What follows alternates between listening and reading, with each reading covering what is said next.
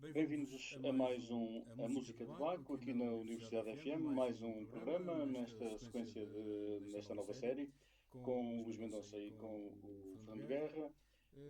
E vamos ter então hoje mais um convidado, o Paulo Vieira. Obrigado, Paulo, então, por estares aqui connosco.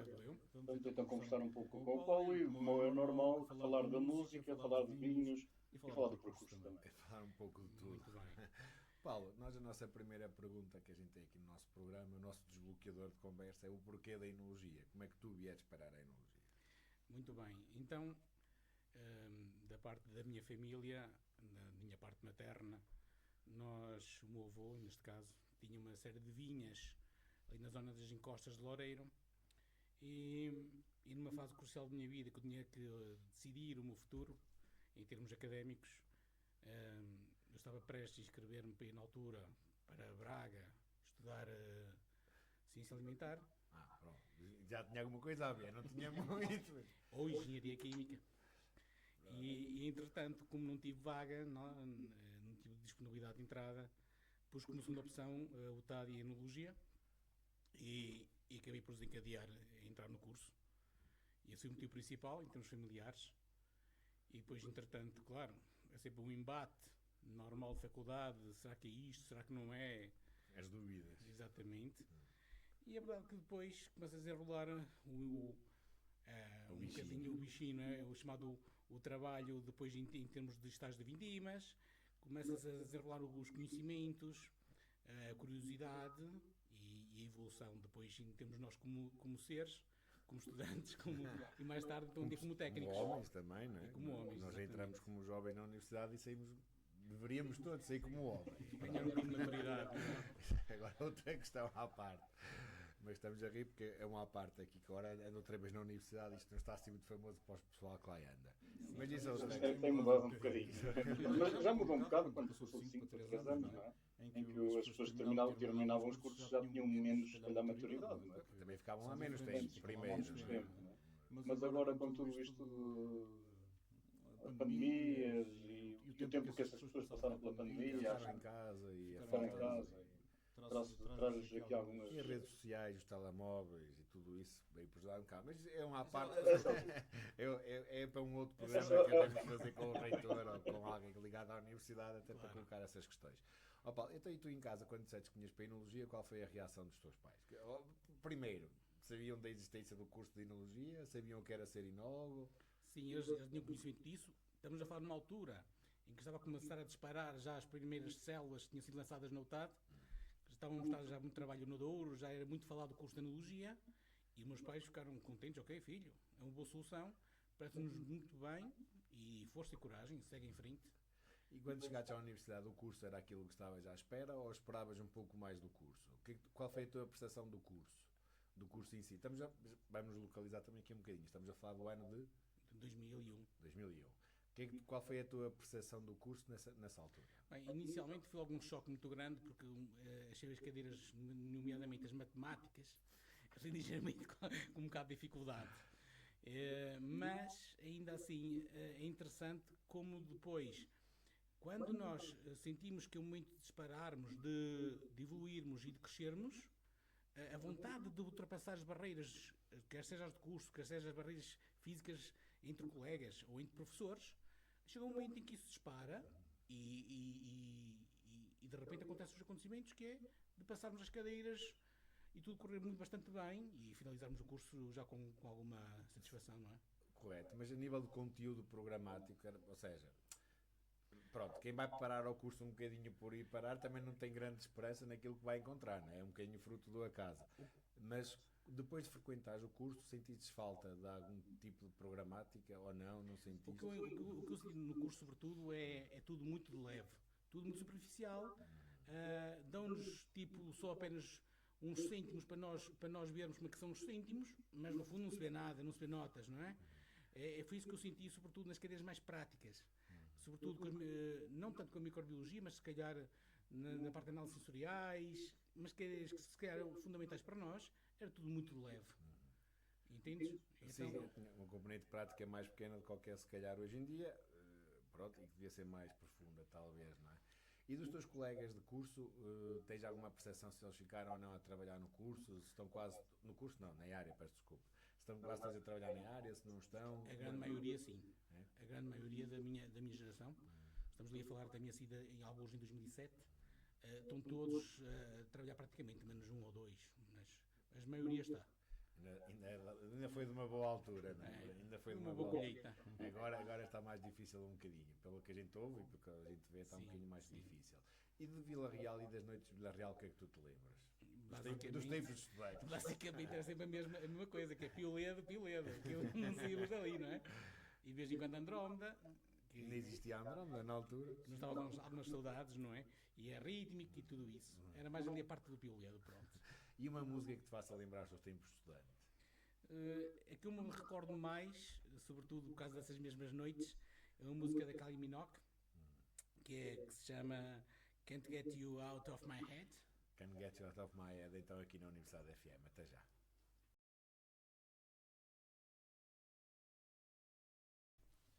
Então, hoje estamos de volta a Baião, que foi uma zona onde já estivemos aqui há uns programas atrás. Exatamente. E voltamos outra vez a Baião, portanto, este ano, deste série de programas, estamos a gravar mais no verão, é mais vinhas verdes.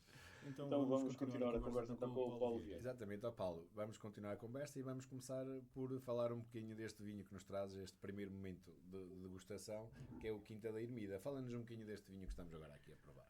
Ora, muito bem. Isto é uma Quinta da Ermida, pertence a um senhor chamado António Moura Pinto, o qual se produz, em termos maioritários, uvas à base de avesso. Tem outras caixas à base também, alguns vinhos à base de arinto, mas este em particular é 100% avesso. Okay? Que é a quinta situa-se em Santa Maria dos Ézeres, mesmo junto ao Rio Douro mesmo. Ainda é a fase de transição, como a gente dizia aqui. Exatamente, é isso mesmo. Então, e Aníbal, faz-nos aqui uma viagem com o vinho, faz-nos aqui a parte organolética. Quando nós provamos este vinho, o que é que nós sentimos a nível de aromas? Muito bem. Interessante, é um vinho que nos dá sensações um bocadinho florais ligeiras, com alguma também flor branca, que sai mais enaltecida, mas junto sempre com um tiólico que vai dançando um bocadinho com um tiólico leve, que ronda ali um bocadinho de maracujá, com um bocadinho de tangerina e com algum ananás ligeiro também. Muito bem. E falando agora propriamente de vinhos em si e da região em concreto, como é que tu vês a situação dos vinhos atuais nos vinhos verdes e nos vinhos do Douro e por aí fora? Honestamente, aquilo que eu tenho verificado, porque eu, para além de trabalhar numa grande companhia de produtos enológicos, faço pequenas consultorias, como é o caso deste cliente. E o que eu verifico, no fundo, é que o vinho verde continua-se a vender bastante bem, portanto, não há aqui problemas. Não afetou... Não, basicamente nada. E o consumo interno ainda é bastante elevado em termos de vinho verde. É um vinho muito próprio, exatamente, não sofre as mesmas consequências, como um vinho do Douro, por exatamente. exemplo.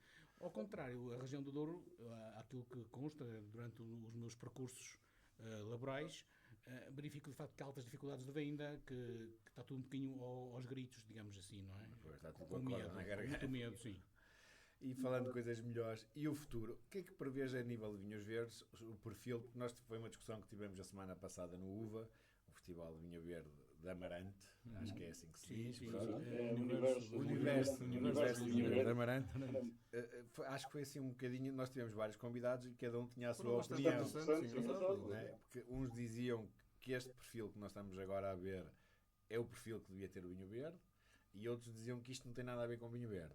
Muito bem. Ou seja, há aqui uma discrepância nos produtores de vinho verde daquilo que deve ser o vinho verde. Eu percebo o que é que eles querem dizer, porque uma coisa é massificar o consumo e massificar as vendas e outra coisa é elevar a qualidade, não é? Exatamente.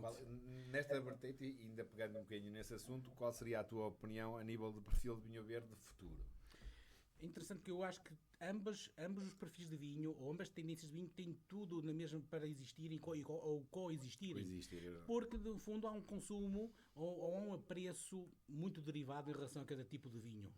É verdade, o que eu acho é que, para aqueles que se consideram um bocadinho mais puristas, que gostam de ter uma sensação de mais direta, mais evoluída em termos de cérebro, em termos da prova, tudo isso, considero que os vinhos ainda, ainda sem gás, sem qualquer açúcar residual, são vinhos interessantes, de facto, para aqueles mais puristas.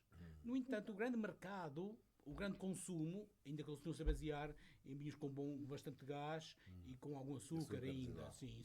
Então, o perfil, basicamente, no futuro, continuará por aqui. Exatamente. Pelo menos para os grandes volumes. Exatamente. Não é? E quando entraste no mundo do trabalho, isto já não sei qual seria o ano, mas deveria ser ali por os anos 2011, talvez, 9, pronto, muito bem. Quando entraste no mercado de trabalho, como é que tu vias o vinho verde na altura e como é que o vês agora? Honestamente, eu ainda mal conhecia o vinho verde. Nunca tinha trabalhado com o vinho verde. A minha vida, inicialmente, quando eu entrei no mercado de trabalho, eu comecei a minha vida num pequeno laboratório de vinho, situado aqui, muito perto, aqui no início da região do Douro. E o meu trabalho era basicamente fazer análises físico-químicas de vinho. Então, Era o início. Era o início da minha vida, eu não tinha noção nem sequer de como se fazia estabilidades proteicas, estabilidades tartáricas, reduzimento de gases, que maneira de adição de gás não há, que perfis aqui aromáticos que não há. Na altura somos um zero quando saímos da faculdade, não é? Basicamente, quase. Mas não devíamos, pois, exatamente. No entanto, com a vida a gente vai andando, entrando, conhecendo, evoluindo, e a nossa vida é uma evolução completa. Claro, mas tu notas... Ora bem, estamos a falar de um período já um bocado mais curto, mas é com uma transição ou uma evolução a nível de qualidade dos vinhos brancos ou não? No geral, não estamos a falar só de vinhos verdes. Os vinhos verdes também estão menos verdes, digamos assim. O que eu sinto, ou o que eu vejo, é que de facto houve uma mudança radical completamente. Ou seja, hoje dificilmente, até um microprodutor, seja de que zona for do país, seja do interior, seja de Trás-os-Montes, seja Verdes, seja Douro, dificilmente faz vinho de fraca qualidade. Muito dificilmente. Porque creio eu que hoje há uma assistência já bastante grande, quer em técnicos, quer em laboratórios, quer em companhias de produtos enológicos. Há um mercado já bastante abrangente. Digamos que há uma farmácia onde se correr se a coisa não correr bem, não é? Exatamente. E a nível de trabalho, mesmo assim, as quintas, quando tu entraste, tinham um perfil, agora tem um perfil completamente diferente. E como é que tu vês, com esta crise que se está a pôr agora no mercado, o futuro destes pequenos produtores? Será que têm futuro, não têm futuro? Muito bem. Isso é uma pergunta muito interessante, Fernando, porque o que eu tenho verificado é que o microprodutor consegue ter nichos muito interessantes onde consegue vender melhor o produto do que, se calhar, os da grande indústria enológica, não é? E então nota-se que, de facto, o pequeno produtor consegue despachar para os seus nichos muito mais facilmente o seu produto. Mas quando estamos a falar de microprodutores, estamos a falar assim, também 20 mil litros, estamos a falar em quantidades mais reduzidas. Mas aqueles produtores têm aparecido nos últimos anos, porque isto já sabe, todos os dias há uma marca nova, todos os dias há um vinho novo, todos os dias...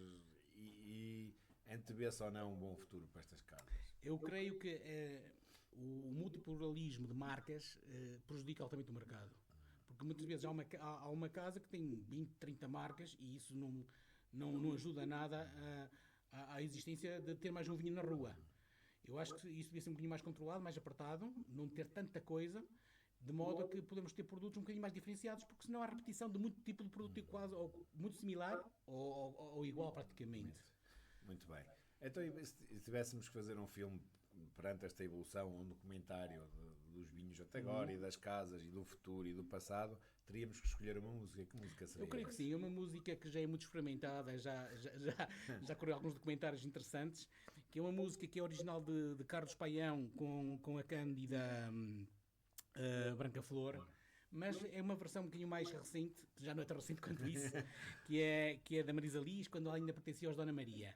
Que a canção chama-se Vinho do Porto. Muito bem, vamos ficar com o Vinho do Porto. Certamente uma boa companhia para este programa e para os nossos ouvintes. Até já. Até já.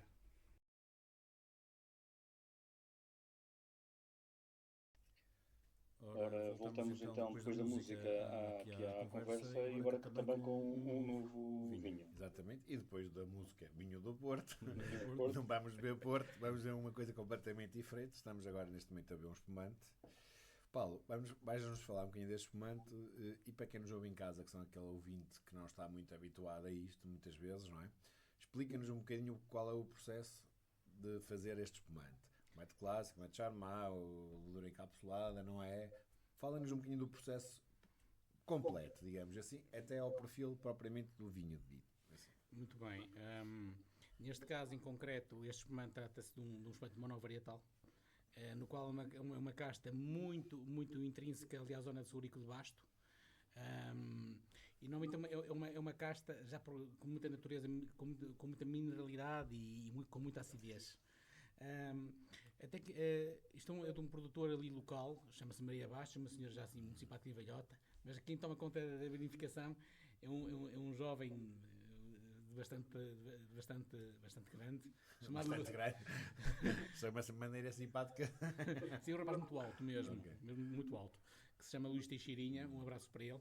E no entanto, é um produtor que também não tinha o seu produto muito bem desenvolvido, já faz 5 anos, e no entanto ele quis tomar a iniciativa de começar a melhorar os seus produtos com outras técnicas de vinificação e com uma tendência de avançar um bocadinho também nos seus produtos. Entretanto, neste caso em concreto, aqui é um espumante no qual o vinho base foi recolhido à volta de 9 graus. Foi um vinho tratado ou fermentado como um vinho base normalíssimo mesmo, com leveduras normais, tudo isso, feito com uma estabilidade proteica normalíssima, tartar igual, e depois foi adicionado leveduras capsuladas. Depois, entretanto, ocorre a segunda fermentação. Neste momento, este espumante tem à volta de 11 graus, e depois já se irá fazer de forma seguida a degorgement e o arrolhamento final, onde se coloca depois a rolha final e a mousselette, não é? E a nível de perfil, o que a gente pode retirar deste espumante? Muito bem, em termos de perfil, é um perfil bastante fresco, com boa seja limonada, faz lembrar limão, toques de limão ou lima, bastante fresca, mas também com o seu tiólico muito verde, também, onde faz lembrar notas de ananás mais verde. E falando agora um bocadinho de espumantes em geral e não neste em particular, que é uma discussão que a gente até estava a ter aqui no teaser anterior para a net, e é uma discussão que já tivemos aqui muitas vezes em relação ao vinho do Porto, e no espumante passa-se o mesmo. Vamos tentar explicar às pessoas: o espumante não é um vinho de festas.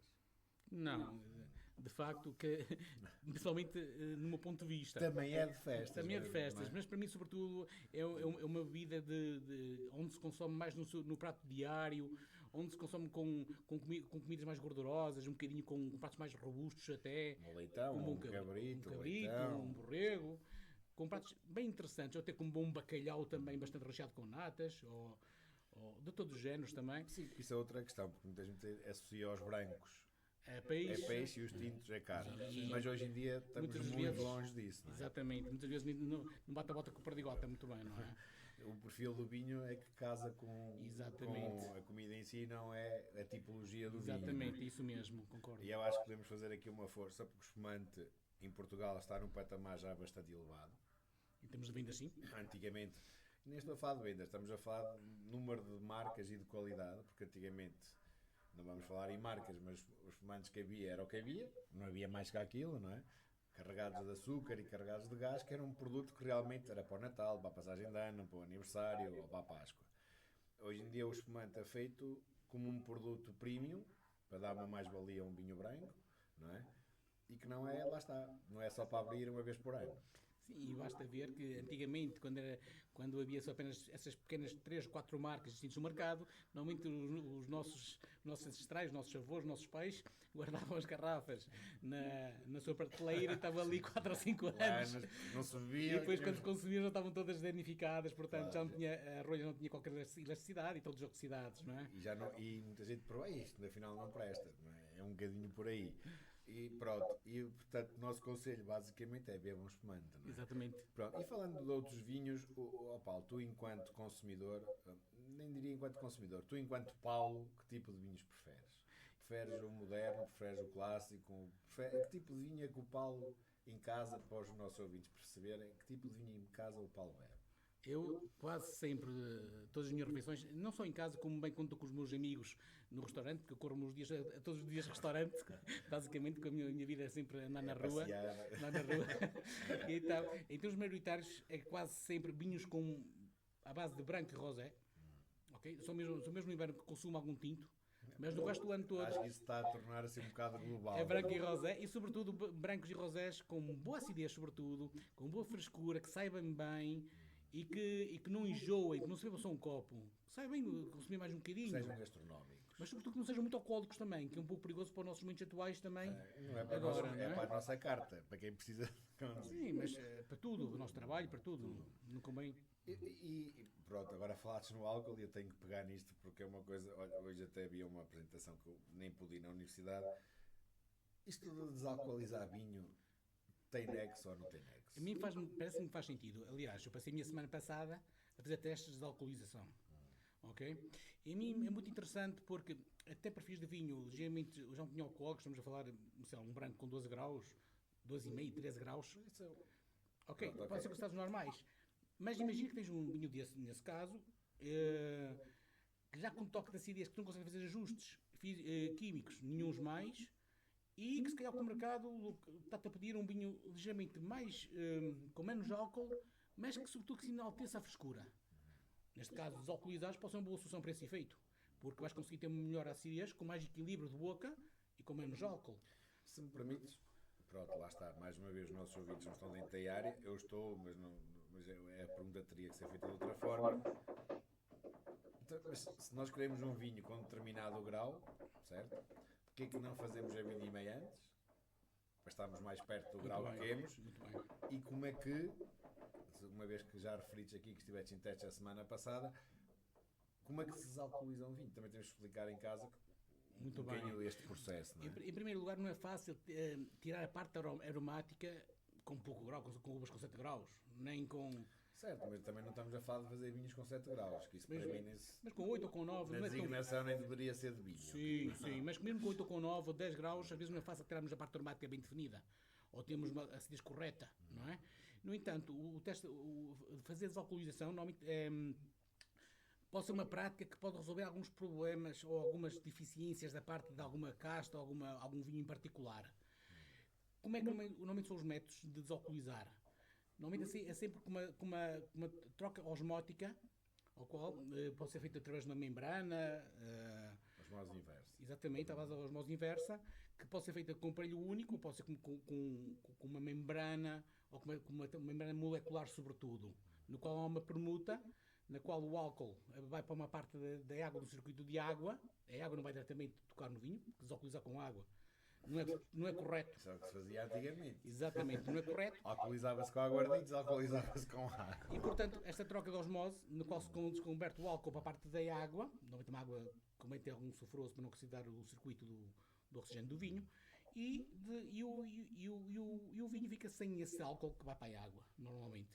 Normalmente estamos a falar em equipamentos ou técnicas que a cada passagem reduzem à volta de 0,3, 0,35% de álcool, a cada passagem, e que normalmente demora uma série de horas ou de ciclos ainda a fazer de acordo com o nível que se pretende de baixar álcool. Normalmente, segundo os técnicos, nunca se recomenda baixar muito mais que 2% de álcool. Porque, entretanto, também depois o vinho entra em decadência completamente na parte aromática e mesmo na sua estrutura toda. Vai toda por água abaixo. Muito bem. É mais uma novidade aqui no nosso programa, como é que se desalcooliza um vinho. Não posso dizer que esteja a favor ou contra, porque sou o locutor do programa, isso será para outra questão. Agora, há bocado estavas a falar dos teus amigos e do facto de vocês nos almoços beberem vinhos brancos e rosés. Qual é a percepção que os teus amigos, isso é uma pergunta que a gente faz aqui com alguma frequência, qual é a percepção que os teus amigos têm daquilo que é a vida de enólogo? Eles sabem o que é ser enólogo ou acham que ser enólogo é um mar de rosas? Exatamente. A ideia daquele pessoal, dos meus amigos, que sejam mais velhos ou mais novos, normalmente tem uma certa ideia que ser enólogo é só beber uns copos. Não é? É passar a vida... É passar a beber uns copos e a divertir-se e está tudo bem, não se faz nada. Mas a verdade é que é totalmente o oposto disso, não é? É uma vida de sacrifício, é uma vida que muitas vezes temos que andar por fora, temos que correr os clientes, primeiro os clientes, porque a família, tantas vezes, não é? É difícil. E portanto não tem nada a ver com isso mesmo. A nossa vida, sobretudo, é ter um amor, um carinho grande, ou esta paixão que nos leva depois a abdicar de muita coisa. A abdicar de muita coisa, não é? Então, temos de tratar o vinho como um filho. Exatamente. Falando em filhos, se o teu filho ou a tua filha chegar a casa e disser assim, ó pai, vou para a enologia, Muito bem. É Qual seria a tua reação? É assim, eu sobretudo, eu considero-me um pai que não ambiciono coisas megalómanas para a minha filha, não é?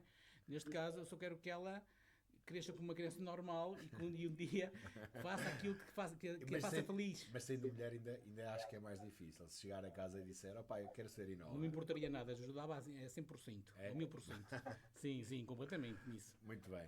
E um vinho que te tenha marcado?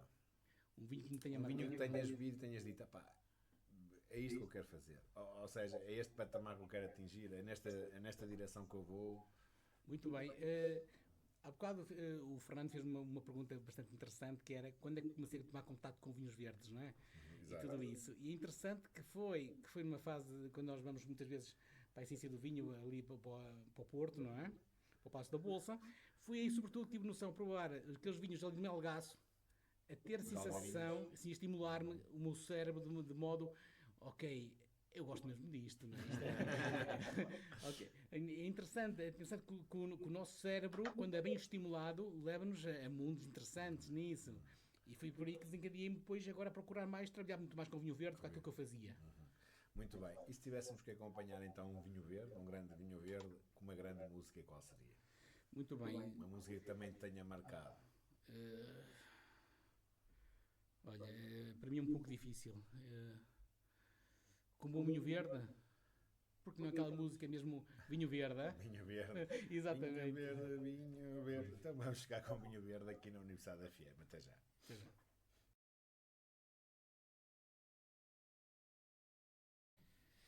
Vamos então dar continuidade ao nosso programa aqui na Universidade FM, sempre alguns ruídos externos que têm a ver com as obras que estão a decorrer no prédio, portanto, se ouvirem por aí alguns ruídos externos já sabem que É o mal necessário. tem que ser, temos de ter novas Agora com uma rádio e vai ficar com uma rádio tal. O problema mesmo é as residências dos universitários que vão ficar melhores. Pronto, ainda bem, também era preciso, né? Já tem alguns anos também era preciso. Vamos continuar a nossa viagem para Portugal, vamos continuar a nossa viagem pelos vinhos, passamos no verde, passamos no espumante e agora vamos aterrar num dos produtos premium de Portugal, não é? Exatamente. Vamos ver o que é agora, Paulinho. Agora vamos concluir este bocadinho que foi bastante bom, não é? Com um vinho tinto bastante interessante, que é uma Touriga nacional, com boa frescura, com boa acidez e de altitude já. Estamos a falar aqui à volta. Deixa-me interromper. Pois nós estamos vindo a provar vinhos da região dos vinhos verdes. É melhor informarmos que já demos um salto de região, não é? Exatamente. Senão as pessoas pensam, espera aí, uma Touriga Nacional dos Verdes é qualquer coisa aqui que não está. Poderia ser, um Tutucão, um Sousão, não é? Vinhão. Não, neste caso estamos a provar um vinho tinto aqui na zona já do Douro, do Baixo Corgo, sobretudo, aqui da zona de Santa Marta de Penaguião mesmo. E é um vinho de um produtor, estamos a falar que tem uma capacidade de volta de 30 mil litros, também não é um pequeno produtor, mas é um produtor que gosta de fazer as coisas com muita paixão, com dedicação e com seriedade. É uma pessoa muito íntegra na sua bonificação. E também se corre um bocadinho também da nossa biotecnologia também para se auxiliar na sua produção. E é interessante que é um vinho tinto com muita frescura, com bom álcool também, mas também com boa frescura, com boa acidez. É uma Touriga nacional e pronto, que é um vinho, creio eu, que apesar de ser uma Touriga nacional muito recente e que foi engarrafado também recente, está bastante integrado, está bastante arredondado, limado, não é? Bastante amanteigado até de boca. Bastante casado, como a gente costuma Exatamente. dizer, não é? Um bem casado. E portanto é um tinto agradável, digamos, para um consumo também diário. Uma vez que é um vinho que não tem madeira, é um vinho normal, sem madeira e que é de fácil degustação, com qualquer prato também mais genérico diário. Pegando no sem madeira e pegando numa palavra que já não é a primeira vez que aparece aqui, mas vamos aproveitar novamente para recordar nossos ouvintes, que isto acho que apareceu aqui logo na primeira edição dos nossos programas, a Nouca. O que é, para quem nos ouve em casa, o que é isto, a Nouca? E porquê a necessidade de o colocar no rótulo? Pois, é que de facto há uma presença comercial que às vezes não é muito bem distinguível em termos da superfície de venda. Sim, porque, peço desculpa por estar a interromper. E é aqui uma coisa que a gente insiste com algum bocadinho, é a falta de literacia na leitura de rótulos. Que eu acho que havia de haver aqui um esforço maior para explicar às pessoas o que é que está escrito. e porque é que está escrito, não é? Por isso, daí eu ter perguntado o que é isto do Unokad e porquê da necessidade do Unokad, não é? É para diversificar só apenas um bocadinho mais, só apenas um bocadinho mais. Léxico. Exatamente. Mas então, Isso mesmo. pronto, mas o que é que quer dizer então Unokad, para quem nos ouve em casa? De facto, significa sem madeira. Então, pronto, e peço desculpa por a pergunta, mas se estamos num vinho que não tem madeira, qual é a necessidade de reforçar isso? É porque há muitos vinhos com madeira? Exatamente, é um mercado muito exaustivo de vinhos quer seja estagiados com alternativos, bem ou com barricas. Quando falamos de alternativos, e nós temos que aproveitar estes pequenos bocados para educar então os nossos ouvintes, o que é isso de alternativos? Então, alternativos é tudo adição de madeira que não é barrica em 100%. Mas tudo de forma legal. Tudo de forma legal, tudo com madeira fidedigna, tudo isso. Só que normalmente é com subgéneros de aplicação de madeira, ou seja, em vez de ser um casco, estamos a aplicar um chip, ou uma aduela ou stable, que é a mesma coisa. Uma aduela, chamada aduela. Exatamente, e portanto, ou sob a forma de cubo, ou sob a forma de raspa, mas é sempre madeira. Madeira, ok. Pegando nas palavras que disseste logo no início, na apresentação deste vinho, é o recorrer à biotecnologia. É uma palavra engraçada que está muito na moda hoje, que é biotecnologia. Vamos explicar o que é isto. O vinho hoje em dia não é um produto único, fruto de elaboração, ou seja, já não é produto só da vinificação, já tem alguma coisa que o ajuda. É essa a biotecnologia, não é? Exatamente, é isso mesmo. E porquê é que nós devemos recorrer à biotecnologia e quais são as vantagens que nos trazem a biotecnologia? Sobretudo, primeiro porque normalmente consegue-se, por quase 100%, melhorar um pouco a parte organolética do produto em si ou fortalecer aquilo que o produto é. Sobretudo, capacitar o vinho de mostrar realmente aquilo que está lá 100% mesmo. Ou seja, seria um auxiliar para fazer o melhoramento das suas características principais e não para disfarçar ou adicionar alguma coisa que ele não tem. Embora seja muito importante definir e escolher bem o tipo de biotecnologia que se adiciona de acordo a não deformar o que é o produto em si ou o que se pretende do produto. Certo, nós temos a percepção, e ainda falamos nisso também agora no programa anterior, que há alguns produtos, estamos a falar de vinhos e não de produtos enológicos, que pouco têm de vinificação e têm mais de produção. Não vamos estar a falar em marcas porque não interessa a ninguém. Mas a biotecnologia não é para isso. A biotecnologia é unicamente um auxiliar de melhoramento. Exatamente, não é? apenas isso. Dá-nos um exemplo de uma biotecnologia que seja útil para quem nos está a ouvir em casa, não é? Vamos estar até aqueles pequenos produtores que produzem vinho e uma biotecnologia recente que lhes seja útil e que lhes permita, por exemplo, preservar o vinho por mais tempo. Bem, em primeiro lugar, creio eu que sempre é melhor o agricultor trabalhar com uma levedura certa, uma levedura que lhe garanta uma fermentação completa até ao fim, de modo a não correr riscos acrescidos do crescimento do ácido acético, ou da formação de ácido acético, ou do aparecimento de bactérias um bocadinho às vezes de forma descontrolada. Eu acho que isso é a primeira coisa que seja importante para o agricultor, cuidar pelo menos isso. Depois, também é importante muito o produtor ter consciência que tem que ter higiene, sobretudo muita higiene na parte inicial e na parte do cuidado todo na vinificação, nas transfegas e tudo isso. Depois poderá sempre também aplicar produtos finais que lhe garantam uma certa estabilização, que lhe assegure de facto um comportamento do produto final que não evolua no sentido negativo. Não é? Muito bem, muito bem. Então, e agora falando mais um pouco outra vez da enologia e da vida de enólogo e por aí afora, qual é, como que eu ia explicar isto? Na enologia, o enólogo hoje em dia é uma profissão da moda, certo? Não é? Qual é a necessidade que nós temos a nível de ensino universitário? E tens contacto com muita gente que saiu há pouco tempo da universidade, que saíram há mais anos da universidade, tem todo um percurso. O que é que tu achas que é preciso para deixar de ser uma profissão da moda, que o é, não é? Para chamar as pessoas de uma forma correta, o que é preciso fazer a nível universitário? Olha, eu vou-te ser honesto, Fernando, eu tenho corrido este país de norte a sul. Exatamente. Tenho corrido de norte a sul com miúdos que saem da universidade hoje em dia que querem entrar no mercado de trabalho, mas que pensam que como já estão a herdar um certo trabalho nossos, os mais velhos, trabalhos bem feitos, com uma evolução bem interessante no país, nas vendas dos vinhos, tudo isso, com um trabalho muito bem feito, eles já acreditam que já estão a sair como grandes técnicos que já se podem pôr em patamares mais altos e elevados e pensam que já têm um bocadinho na barriga. Essa é a ideia que eu tenho dos jovens de hoje em dia. E eu creio que era importante na faculdade ter...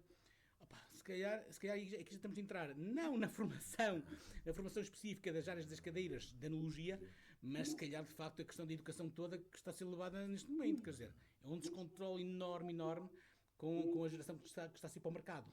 Porque não está habituado a passar mal, a passar sofrimento, a fazer esforço, Sim, e tudo isso. Quando tu ouves dizer a um estagiário, eu este ano ouvi a coordenadora do curso dizer que tinha o ano passado estagiários que lhe telefonavam a queixarem-se que tinham que trabalhar ao fim de semana ou à noite. E estamos a falar nas vindimas, que é o período crítico. Exatamente. Eu acho que é um bocadinho por aí. Ou seja, achas que seria necessário ou não a universidade, e nós estamos na casa-mãe, que é a nossa, e estamos aqui para melhorar e para dar conselhos também um bocadinho à universidade, chamar pessoas para, de facto, transmitir aos alunos a realidade daquilo que é a profissão que eles escolheram? Sim, eu acho que é muito importante a universidade chamar pessoas aos alunos, mas pessoas que estão no campo, pessoas práticas, pessoas... chamar pessoas que tenham... Não aqueles que eles estão habituados a ver na revista, só com o copinho na mão e é tudo muito bonito e belo, não é? Porque a vida, para alguns será, mas para a maioria não. Para a maioria não. Para a maioria não é assim. E, portanto, eu creio que seja importante para a geração de hoje que está a estudar, que está na faculdade, ter esta percepção que isto não é um mar de rosas e que é preciso, de facto, não só ter dedicação, mas também algo nós apaixonarmos por isto. De facto, vermos que aqui está a nossa vida, está aqui colocada a nossa vida. Porque isso é que torna tudo isto muito bonito. É pormos a nossa vida aqui nisto e sabemos, ok, estás a ver, é esta sensação que quis transmitir, é este gosto que eu gosto, é esta partilha que eu tenho contigo, é este momento. E isto é que passa. Mas estes são os pequenos momentos que nos permitem desanuviar também um bocadinho daquilo que é a realidade. Sim, não é? é fundamental. Acho que a enologia é um bocadinho... O enólogo é um bocadinho masoquista. Ou tem que ser, não é? O enólogo tem que ser um bocadinho masoquista. É a mesma coisa que eu digo ao meu filho, que a guarda-redes tens de ter alguma pencadazita. Porque não vai para guarda-redes não vai qualquer um. Poucos são os miúdos que vão para guarda-redes. Por isso é que eu também acho que havia de haver uma filtração na universidade daquelas pessoas que querem ir para enólogo. Para enólogo ou qualquer outra profissão, certamente, que nos outros cursos também não andará muito longe disto. Eu creio que isso é muito similar ao que se passa, por exemplo, isto é uma coisa que não tem nada a ver, mas quem vai para a teologia tem que ter vocação para entrar em teologia, não é? O Paulinho aqui andou a estudar para a Eu ainda andei na Só caçada. que achou que o vinho de missa não era grande coisa, é melhor fazê-lo eu. Mas é um pouco isto, porque é importante nós sentirmos uma certa vocação, ou seja, para sentirmos pré-definidos, organizados bem interiormente de nós próprios e sentirmos, ok, é isto que eu gosto de fazer, é isto que eu me sinto bem e não quero mais nada na vida. É importante chegarmos a esta conclusão interna, não é? Portanto, É um bocadinho por aí. E agora se tivéssemos que viajar, ir para algum lado Olha. e tirar um bocadinho um feriado ou uma folga desta vida, se fôssemos para uma ilha paradisíaca, qual era o vinho que levávamos? sou-te honesto. Calma, qual era o vinho que levávamos e a música para acompanhar? Olha, eu sou tão honesto mesmo nisto. Agora sou-te mesmo honesto. Lá está, voltamos às minhas tendências, não é? Eu tornaria a buscar um vinho verde bem definido e à minha escolha e se calhar sentar-me muito sereno e pensar assim, ok, o que é que hoje é importante para mim? É estar aqui em silêncio, a ver estas águas belas, a estar aqui nesta sombra fabulosa, neste mar belo, mas também é preciso pensar um bocadinho naquilo que é bom na nossa vida, não é? Que são os nossos amores, não é? Os nossos amores, e então pensando nos nossos amores, ok, nós temos a nossa família mais íntima, a nossa mulher, os nossos filhos, mas também temos o vinho, não é? Que é outro amor muito grande. Então, pensando bem nisso e refletindo, eu escolhi uma música que gosto muito, que é uma música que se chama Um Dia Hei de Voltar, que é uma música do Bobo Espinho. E, portanto, é uma música que me agrada, que me leva a pensar muito nesse ambiente, porque fala muito sobre aquilo que é o nosso amor, a nossa satisfação ao ver umas águas que nos deixem bem, algo que nos tranquiliza. Muito bem, relaxem um pouco em casa, nós vamos voltar certamente com uma música. Até já. Até já.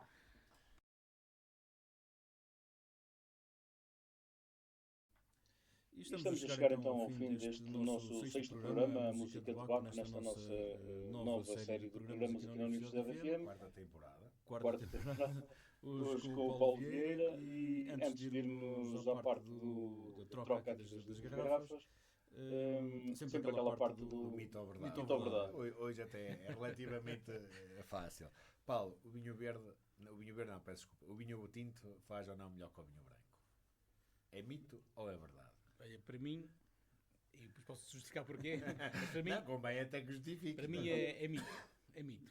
É mito? Para mim é mito. Porque Porque, olha, sou-te honesto, eu levas mais branco que tinto. bebo muito mais branco que tinto.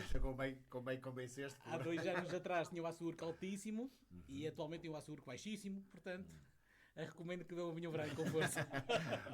Ou seja, se calhar é um mito que não é adequado à realidade atual. Exatamente. Mas se calhar antigamente até era. Exatamente, é isso Muito mesmo. bem, Paulo, obrigado. Muito Muito bem, então, Paulo, olha, obrigado então por ter estado aqui connosco neste neste nosso nosso programa. programa. Hoje Temos então o Paulo Vieira, na semana anterior, ao último programa, na semana anterior. Na semana Gravamos. tivemos um programa especial que foi ir à boa. especial, que foi o do universo do vinho verde e amarante, mas mas na na anterior tínhamos estado com o Pedro Alves, que nos deixou este joia de rapaz. Aqui para outro Que é- rapaz, para- para outro rapaz. Obrigado. Perguntar se já conheces, já conheces, já provaste, experimentaste ou não. Sim, já é uma casa que conheço bem, também é meu cliente. Só que normalmente costuma dialogar muito mais com o Walter Silva ou com o Fábio mesmo, que estou internamente dentro do Carlos Alonso. E pronto, mas é uma boa casa, de facto. Muito Muito bem. bem. E Então, falamos olha, também falamos então então que vai deixar para o Exato. próximo convidado ou convidada. Muito bem, então o vinho que segue depois para o próximo encontro é o primeiro vinho que nós provamos aqui, que é um vinho verde da zona de Baião, Santa Maria do Zezer, que é da Quinta da Ermida, que é à base que é um vinho com casta 100% avesso. Exatamente. Ermida com H. Também Também é. é. Exatamente. Muito bem. Resta-nos agradecer a presença do Paulo aqui. Obrigado, Paulo, eu obrigado aos pela dois. sua participação e esperemos ver-nos em breve. Muito obrigado. Muito Muito obrigado. obrigado. Obrigado.